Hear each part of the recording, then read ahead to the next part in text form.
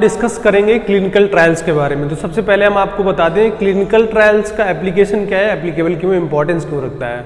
जैसे कि आप मार्केट जाते हो और मेडिकल स्टोर से एक आप मेडिसिन परचेज करते हो और उसको खा लेते हो, तो जो मार्केट है वो मेडिकल, जो आपकी मेडिसिन है, कोई ड्रग है, वो मेडिकल स्टोर तक कैसे आई, क्या क्या स्टेप्स उसको गुजरना पड़ा या फिर कौन कौन से फेजेस उसको क्रॉस करने पड़े और लगभग कितने साल लगे, उसी के बारे में हम डिस्कस करेंगे। पूरे फेज बताएंगे आपको और आपको कौन कौन सी स्टडी रन होती हैं, जो आपकी कोई नया मॉलिक्यूल्स मिलता है और वो जब मार्केट में आता है तो उसके बीच में कौन कौन से प्रोसेस होते हैं, कौन कौन से स्टेप से गुजरना पड़ता है उस इनोवेटर को। ठीक है, तो उसी के बारे में डिस्कस करेंगे। तो सबसे पहले हम थोड़ा सा देख लें क्लिनिकल ट्रायल्स। देखो क्लिनिकल का मतलब होता है ह्यूमन, ठीक है, क्लिनिकल का मतलब होता है वो मानव जात पे स्टडी होगी। ट्रायल्स का मतलब होता है कि परीक्षण करना, मतलब एग्जामिनेशन करना। क्लिनिकल ट्रायल्स, ठीक है, किसी ह्यूमन पे परीक्षण करना। किसका करना? ड्रग की टेस्टिंग करेंगे। तो क्लिनिकल ट्रायल्स का मतलब होता है, हो गया जो आपकी मेडिसिन है उसकी टेस्टिंग किस पे चल रही है, वो ह्यूमन पे टेस्टिंग चलेगी। क्लियर? अब देखो हम आपको फेज बताएंगे। सबसे पहले जो होता है हमारा इन विट्रो स्टडीज। जब हम कोई दवा के बारे में सोचते हैं कि हमें बनाना है या फिर वो किसी डिजीज के लिए बनती है, तो सबसे पहले जो स्टडी होती है वो होती है आपकी इन विट्रो स्टडीज। तो इन विट्रो स्टडीज में क्या होगा, आपका वो सेल कर सकते हैं सेल लाइंस पे। इसके अलावा आपका कुछ कंप्यूटेशनल स्टडी होती है, हम उन पे परफॉर्म करते हैं। जब हमारी इन विट्रो स्टडी में सक्सेस हो जाती है वो दवा, कोई मॉलिक्यूल्स, तो आता है हमारा एनिमल टेस्टिंग। अभी मैंने बताया आपको क्लिनिकल ट्रायल्स, अब वो ड्रग हमारी आ गई एनिमल टेस्टिंग। एनिमल टेस्टिंग को बोलते हैं हम प्री क्लिनिकल। क्लिनिकल के पहले, प्री क्लिनिकल मतलब में एनिमल, और क्लिनिकल का मतलब हो गया वो ह्यूमन पे स्टडी चल रही है। तो पहले हम इन विट्रो पे स्टडी कर ली हमने, हमें रिजल्ट अच्छे मिल गए, देन मूव कर लिया हमने एनिमल टेस्टिंग। अब हम जानवरों पे उसकी स्टडी करेंगे। आपका रैबिट हो सकता है, रैट हो सकता है, माइस हो सकता है, गुनिया पिग हो सकता है, ठीक है, कैट हो सकता है, डॉग हो सकता है, मंकीज हो सकते हैं। वो डिपेंड करता है कि जो हमारी ड्रग है किससे ज्यादा सेंसिटिव है, किस पे ज्यादा हमारा एक्शन शो करेगी।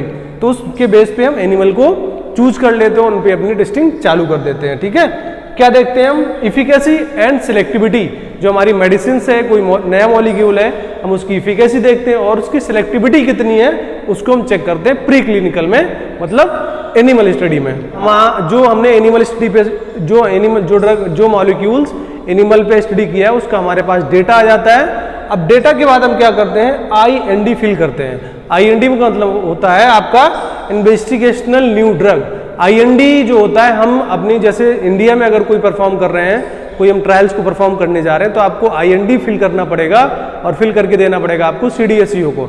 मतलब जो उस स्टेट, जो कंट्री की गवर्निंग बॉडी होगी, एक कंट्रोलिंग बॉडी होगी, FDA होगा उस कंट्री का, उसको डेटा को देना पड़ता है। तो अगर इंडिया में रन कर रहे हो तो आपको देना पड़ेगा CDSCO, अगर USA में हो तो USA को देना पड़ेगा, USFDA को, ब्राजील में हो तो एनवीसा। उसी तरह गवर्निंग बॉडी होती हैं आपकी, रेगुलेटरी बॉडी होती हैं, उनको आपको डेटा सबमिट करना पड़ेगा इन द फॉर्म ऑफ IND। ठीक है, इन्वेस्टिगेशनल न्यू ड्रग। अभी इन्वेस्टिगेशनल मतलब अभी ये ड्यूरिंग इन्वेस्टिगेशन पे है, अभी इस पे रिसर्च हुई नहीं है, जस्ट इन्वेस्टिगेशन चल रहा है इस पे। ठीक है, अब उसमें जो IND फाइल करोगे आप, किसको करोगे? वो करोगे CDSCO मान लो, अगर आप इंडियन हो तो, ठीक है, या फिर जो हमारी कंट्री की FDA होगी उसको हम फिल कर देंगे। अब जो IND होगा उसमें क्या क्या कंपोजिशन होनी चाहिए, मतलब क्या क्या होना चाहिए IND में। ठीक है, देखो सबसे पहले आप कंपोजिशन उस ड्रग की, मॉलिक्यूल्स, और सोर्स क्या है उस मॉलिक्यूल का। ठीक है, नेचुरल सोर्स है, सेमी सिंथेटिक है, सिंथेटिक है, जो भी है।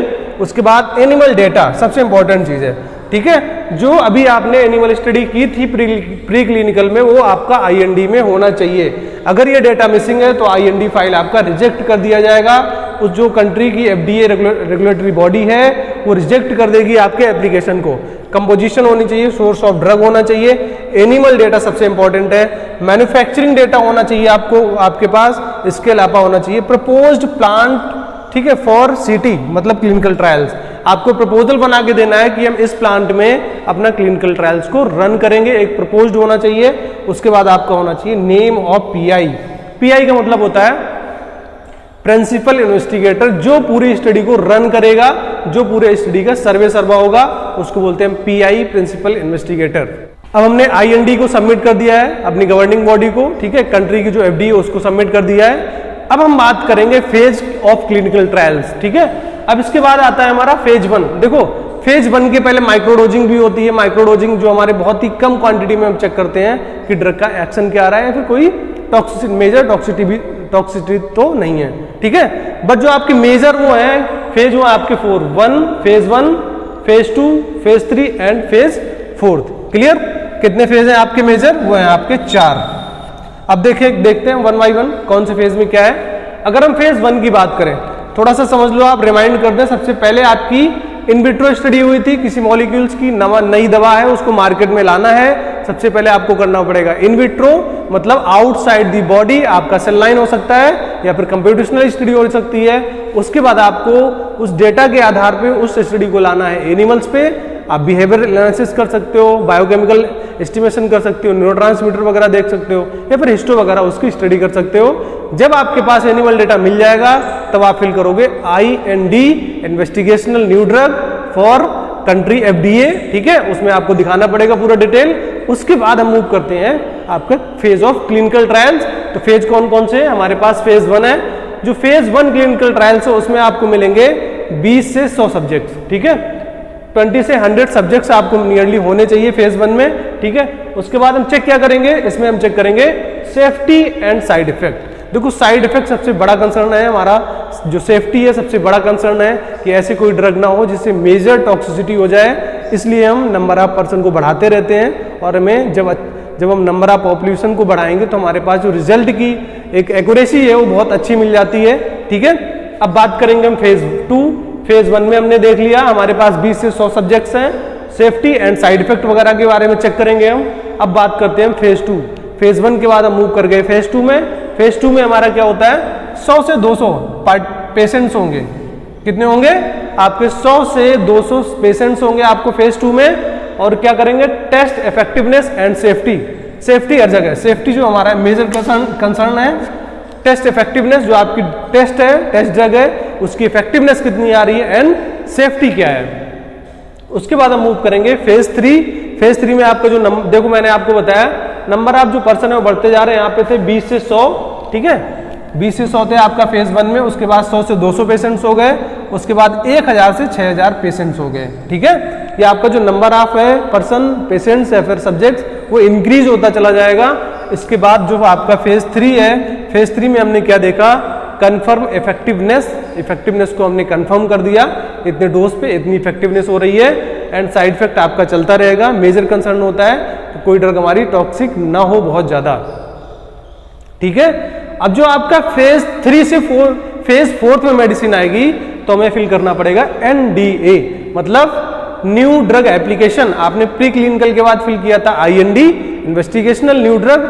अब फेज 3 के बाद आपको फिल करना पड़ेगा NDA, ठीक है। NDA का मतलब है न्यू ड्रग एप्लीकेशन। क्लियर?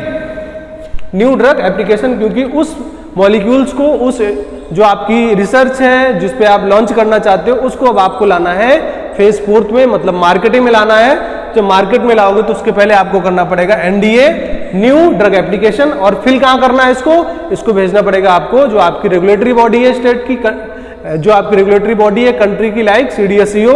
अगर इंडिया में सर्च चल रही है, ठीक है, तो आपको इंडियन NDA में फिल करना पड़ेगा। अगर आपका प्रोजेक्ट USA का है या फिर दूसरे कंट्री का तो उसके अकॉर्डिंग आपको वहां पे सबमिट करना पड़ेगा NDA का डेटा। पूरा डेटा वो आपका जाएगा कि फेज 1 में कितने पेशेंट्स को दिक्कत आई थी, कितने पेशेंट सही हुए थे, क्या इफेक्टिवनेस थी, क्या सिलेक्टिविटी थी उसकी, पूरा डेटा जाएगा फेज 3 तक। फेज 1 में क्या डेटा था आपका, फेज 2 में क्या था, फेज 3 में क्या था, पूरा डेटा आप सबमिट कर दोगे in the form of NDA to SDA। Clear? अब मैंने बता दिया आपको फेज 3 में कंफर्म इफेक्टिवनेस एंड सेफ्टी। अब हम उस ड्रग को आपका, अगर उस कंट्री की FDA ने आपका प्रोजेक्ट अप्रूवल दे दिया है तब वो ड्रग हमारी कहाँ आ जाएगी? फेज 4 में, ठीक है। आपने NDA को फाइल कर दिया, NDA फिल कर दिया अपने को। अब वो जो ड्रग है हमारा मॉलिक्यूल्स है वो फेज 4 में पहुंच गया है। और जो फेज 4 होता है वो होता है पोस्ट मार्केटिंग सर्विलांस, मतलब अब जो आपकी दवाई है वो उस कंट्री की गवर्निंग बॉडी ने अप्रूवल दे दिया है। अब आप सप्लाई कर सकते हो, मार्केटिंग कर सकते हो, उसकी बेच सकते हो और पेटेंट ले सकते हो, ठीक है। इसलिए जो आपका फेज 4 है वो होल लाइफ चलता रहता है। जैसे मान लो कोई एक नया इनोवेटर मॉलिक्यूल है, वो मार्केट में आ गया लॉन्च होके, अब वो जो फेज 4 है वो चलता रहेगा उसका जिंदगी भर, जब तक वो मार्केट में रहेगा तब तक उसकी जो आपकी साइड इफेक्ट है, ADR है, जिसको हम बोलते हैं फार्माकोविजिलेंस स्टेप है, वो आपका अप्लाई होता है फेज 4 में। होल लाइफ के लिए उसकी मॉनिटरिंग चलती रहेगी, ठीक है, हम ADR रिपोर्टिंग करते रहेंगे उस पर, तो उसको बोलते हैं हम post marketing surveillance. Large scale पे होगा, यहाँ पे सब होंगे, आपका बूढ़ा व्यक्ति भी होगा, एडल्ट भी होगा, चाइल्ड भी होगा, प्रेग्नेंट लेडी भी होगी, सबके ऊपर अप्लाई होगा ये, ठीक है। एक चीज और बता दें, इस पूरे स्टेप को कंप्लीट होने में आपको कम से कम 12 to 15 ईयर्स लगते हैं, मतलब 12 से 15 साल लगते हैं, और मिलियन ट्रिलियन का एक्सपेंसेस आपको लगता है। हाँ, एक चीज और हम डिस्कस कर लें, ये जो स्टेप है ये जब फॉलो होंगे जब आपका इनोवेटर मॉलिक्यूल्स सक्सेसफुल रन हो रहा है। मान लो आपने इन विट्रो स्टडी की और वो जो मॉलिक्यूल है वहीं पे फेल हो गया, तो वो प्री क्लिनिकल में नहीं आएगा, एनिमल स्टडी में नहीं आएगा। चलो बाई चांस मान लिया कि इन विट्रो में स्टडी में फेल हो गया और प्री क्लिनिकल में उसने अच्छे रिजल्ट दिखा दिए, ठीक है, तब तो IND फिल करेंगे। अगर मान लो प्री क्लिनिकल में बहुत ज्यादा कार्सिनोजेनिक निकला है, फिर जीन में वेरिएशन डाला है, DNA को डैमेज कर रहा है, तो फिर हम IND फिल नहीं करेंगे, उसका डेटा हमें सबमिट नहीं करना होता है। सेम प्रोसेस होता है आपका फेज 1 में। अगर फेज 1 में ही बहुत ज्यादा प्रॉब्लम कर रही है वो ड्रग, बहुत ज्यादा टॉक्सिक इफेक्ट कर रही है, फिर एक सीरियस इलनेस कर रही है पेशेंट में, तो उस स्टडी को हमें रोकना पड़ता है और हमें दिखाना पड़ता है NDA में कि ये ड्रग का इतना इफेक्टिवनेस आया है, इतनी साइड इफेक्ट है। इन चीजों को पूरा कंपाइल करके हम भेज देते हैं और हमारी ड्रग का अप्रूवल मिल जाता है उस कंट्री के लिए। अगर आपका कोई डाउट है, कोई क्वेश्चन है, तो most welcome in my comment section. Thank you.